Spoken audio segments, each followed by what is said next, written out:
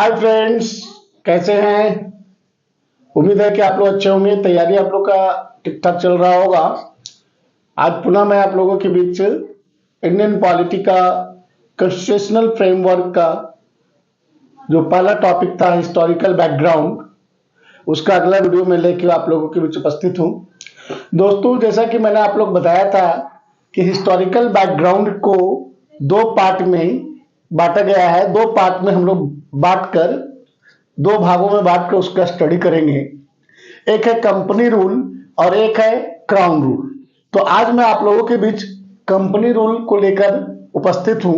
तो सबसे पहले हम देखेंगे कि कंपनी रूल में हम लोगों को कौन कौन सा एक्ट, कौन कौन सा चार्टर पढ़ना है।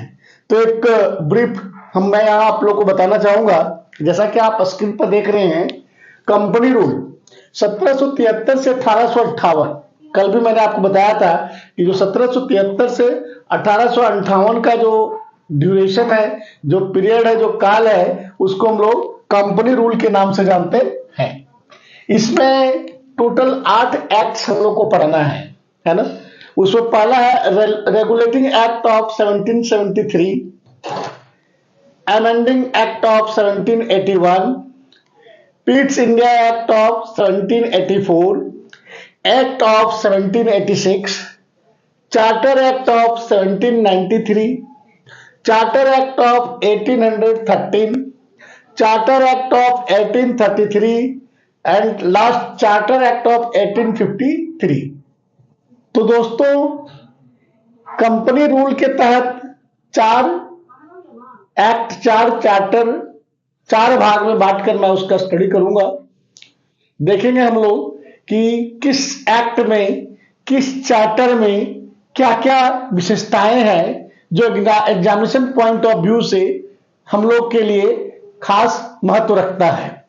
तो दोस्तों, आज मैं पहला जो एक्ट है आप लोगों के बीच लेकर आया हूं, रेगुलेटिंग एक्ट ऑफ 1773, 1773 का रेगुलेटिंग एक्ट। यहां से रेगुलेटिंग एक्ट इसका नाम पड़ा है। आप थोड़ा सा इस बात को समझने का प्रयास करेंगे, क्योंकि किसी न किसी नाम के पीछे कोई ना कोई बातें छिपी निहित होती है, छिपा हुआ रहता है। तो 1773 का जो रेगुलेटिंग एक्ट है, रेगुलेट मतलब संचालन, तो जाहिर सी बात है कि इस एक्ट के तहत पहले ईस्ट इंडिया कंपनी क्या था कि भारत में एक व्यापारी बनकर आया हुआ था, ट्रेडिंग करता था। उस पर ब्रिटिश गवर्नमेंट का कोई रेगुलेशन नहीं था, ब्रिटिश गवर्नमेंट का कोई क्रियान्वयन नहीं था। तो 1773 में एक एक्ट आता है और उस एक्ट के तहत ईस्ट इंडिया ब्रिटिश गवर्नमेंट को एक अधिकार प्राप्त होता है ईस्ट इंडिया कंपनी को रेगुलेट करने के लिए। भारत में ईस्ट इंडिया कंपनी को रेगुलेट करने के लिए ब्रिटिश गवर्नमेंट को फर्स्ट टाइम राइट्स मिलते हैं, फर्स्ट टाइम उनको अधिकार मिलता है। और वो एक्ट जिसके तहत उनको यह अधिकार मिलता है वो एक्ट है रेगुलेटिंग एक्ट ऑफ 1773। तो ये काफी इंपॉर्टेंट है। इंपॉर्टेंट इसलिए है कि जो रेगुलेशन ईस्ट इंडिया कंपनी पे किसी का रेगुलेशन पहले नहीं था, लेकिन 1773 का रेगुलेटिंग एक्ट आने के बाद ब्रिटिश गवर्नमेंट को एक यह अधिकार मिल जाता है कि वो ईस्ट इंडिया कंपनी को अपने हिसाब से रेगुलेट करे, उसका देखरेख करे, उसका क्रियान्वयन करे। जी हाँ दोस्तों, नेक्स्ट पॉइंट आप देख रहे होंगे, it laid down the functions of central administration in India. 1773 regulating act के तहत भारत में केंद्रीय नेतृत्व मिलता है। और केंद्रीय नेतृत्व का कहना मतलब सेंट्रल एडमिनिस्ट्रेशन का मतलब है एक जगह से सारी शक्ति एक जगह से लोगों के बीच जा रहा हो, नेतृत्व एक जगह पे सेंट्रलाइज हो गया हो, केंद्रित हो गया हो। इसीलिए हम इसको नाम देते हैं सेंट्रल एडमिनिस्ट्रेशन। और भारत में जो सेंट्रल एडमिनिस्ट्रेशन के काम करना जो शुरू हुआ वो इसी एक्ट के तहत स्टार्ट हुआ। फिर है recognition of political and administrative function of company. अब कंपनी का, चूंकि कंपनी पहले भारत में क्या कर रही है नहीं कर रही है उसको कोई पहचान नहीं था, उसका कोई रिकॉग्निशन नहीं था। लेकिन 1773 के एक्ट के आने के बाद उसको रिकॉग्निशन मिल गया, मतलब उसको एक पहचान मिल गया। मतलब उसके लिए एक चीज निर्धारित हो गया। क्या निर्धारित हो गया कि पॉलिटिकल और एडमिनिस्ट्रेटिव फंक्शन, यानी कंपनी का पॉलिटिकल क्या फंक्शंस होगा और एडमिनिस्ट्रेटिव प्रशासनिक क्या फंक्शंस होगा, इसका क्लेरिफिकेशन, इसका निर्धारण 1773 के रेगुलेटिंग एक्ट के तहत होता है। दोस्तों, उसके बाद जो पहले गवर्नर, बंगाल के गवर्नर को गवर्नर ऑफ बंगाल बोला जाता था, लेकिन 1773 के रेगुलेटिंग एक्ट के बाद जो गवर्नर ऑफ बंगाल था उसका नाम चेंज कर दिया गया और चेंज करके उसका नाम दे दिया गया governor general of Bengal, governor general of Bengal. ठीक है, 1773 के एक्ट से पहले गवर्नर ऑफ बंगाल बोला जाता था, लेकिन एक्ट के आने के बाद गवर्नर ऑफ बंगाल को गवर्नर जनरल ऑफ बंगाल बोला गया। मतलब पहले जो केवल गवर्नर नाम था उसको अब बना दिया गया गवर्नर जनरल। क्लियर? तो आपसे एक क्वेश्चन पूछ सकता है कि due to which act governor of Bengal has change into governor general of Bengal. तो आपको याद रखना है that act was regulating act 1773। यहां पे एक और काम क्या हुआ कि पहले जो 3 प्रेसिडेंसी था, आपको पता होगा, बंगाल, मद्रास और बॉम्बे। तो जो बॉम्बे प्रेसिडेंसी के जो गवर्नर थे और जो मद्रास प्रेसिडेंसी के गवर्नर थे, उसको गवर्नर जनरल, जो बंगाल के जो गवर्नर जनरल था, इसके अधीन कर दिया गया, इसके अंडर में ले आया। किसको ले आया? तो बॉम्बे प्रेसिडेंसी, बॉम्बे प्रेसिडेंसी के गवर्नर को और मद्रास प्रेसिडेंसी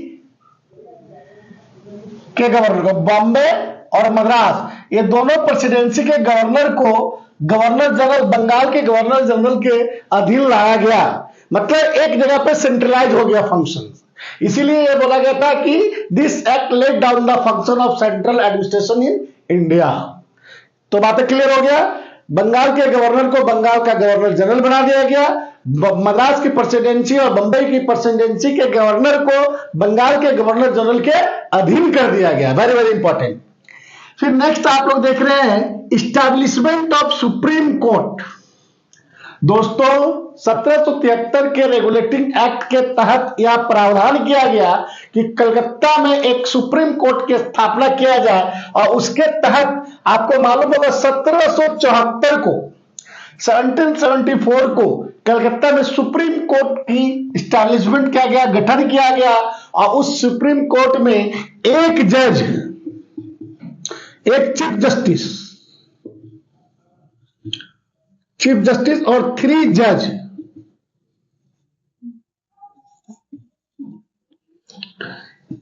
जो सुप्रीम कोर्ट बनाया गया उस पर एक चीफ जस्टिस, मुख्य न्यायाधीश और 3 अन्य जज को शामिल किया गया। और यह करते हुए 1774 में 1773 के रेगुलेटिंग एक्ट के तहत सुप्रीम कोर्ट की गठन किया गया, सुप्रीम कोर्ट का एस्टैब्लिशमेंट किया गया। क्लियर? अब यहां आप देख रहे होंगे लिखा है प्रोहिबिशन, मतलब मनाही। तो चूंकि कंपनी के जो अधिकारी थे, कंपनी के जो कर्मचारी थे, अधिकारी थे, उन लोगों को साफ इस एक्ट के तहत बोला गया कि आप जो लोकल जो नेटिव्स हैं, उनसे आप किसी भी प्रकार का तोहफा, किसी भी प्रकार का गिफ्ट, किसी भी प्रकार का प्रेजेंट आप नहीं ले सकते हैं। ठीक है? तो इस एक्ट के तहत साफ साफ ईस्ट इंडिया कंपनी के अधिकारियों और कर्मचारियों को यह हिदायत दिया गया कि आप किसी भी नेटिव से, जो वहां के लोकल्स है, वो किसी भी प्रकार के नेटिव, उनके वहां के लोगों से आप किसी भी प्रकार का तोहफा, गिफ्ट आप कबूल नहीं कर सकते हैं, ले नहीं सकते हैं। एंड लास्ट आप देख रहे हैं ना, formation of court of directors.